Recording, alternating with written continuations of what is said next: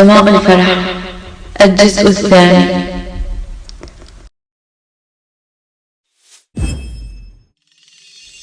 أستيقظ على وقع موسيقى التي تنتشلني من أعماق كآبتي وتنهيداتي، فتغزل لي من الصمت نشوة خفية راحت تسري بي ببطء لم أعهد.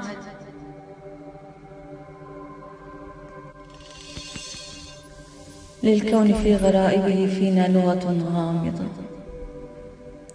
أخرج أغادر غرفتي بعد أن أرتب سريري الوسادة والشراشف، أمشي أتبع خطاي لذاك الممر الجميل الذي تصادفنا فيه أول مرة.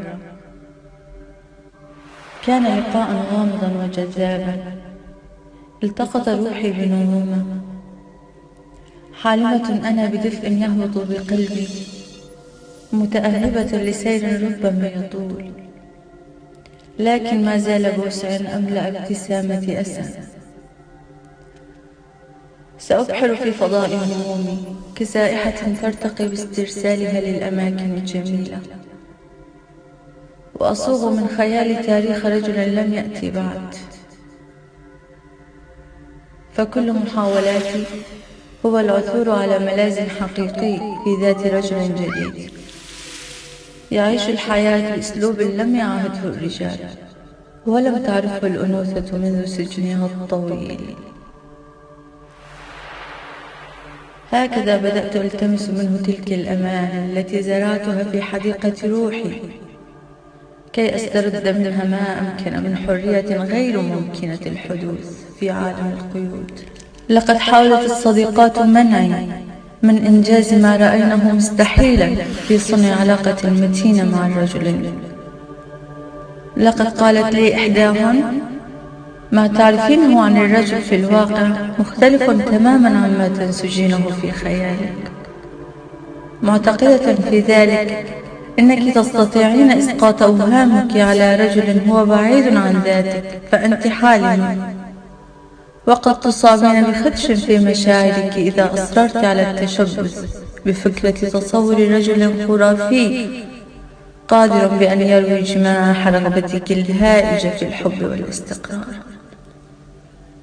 هذه إحدى ما سمعته من كثير من نصائح وتوجيهات ومحاولات في ردعي وتنبيهي عن ضرورة أن لا أحاول.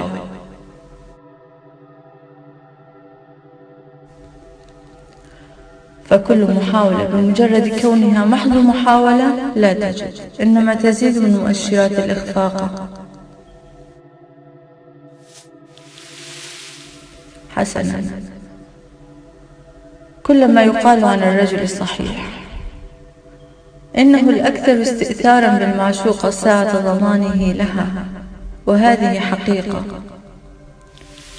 صديقتي روان أكثر تطاولا ومغالاة بإحساسها تجاه تطرف حبيبها الذي صار خطيبها ثم أعلن فسخ خطبته منها لاكتشافه أنه مخدوع تجاهها وتجاه جميع النساء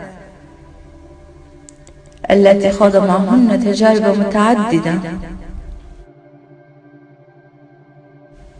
تبا لماذا يتم إبخاس مشاعرنا حتى في مراحل كالخطبة، حيث يكون الزواج وشيكا قاب قوسين أو أدنى؟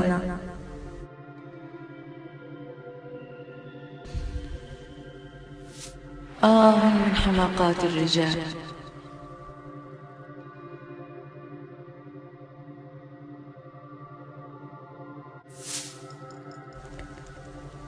سلاف أيضا تزوجت، فعدت أسألها في زيارتها لي آخر آون عن سبب تركها لزوجها، فقالت إن مزاجه كمزاج هتلر وطباعه كحيوانات الجبل، لا يأبه لها كامرأة ولها طبيعتها وحبها لتحقيق الانسجام بينها وبين الرجل الذي تشاركه عش الزوجية. من تلك الحياة كلها مقت بمقت.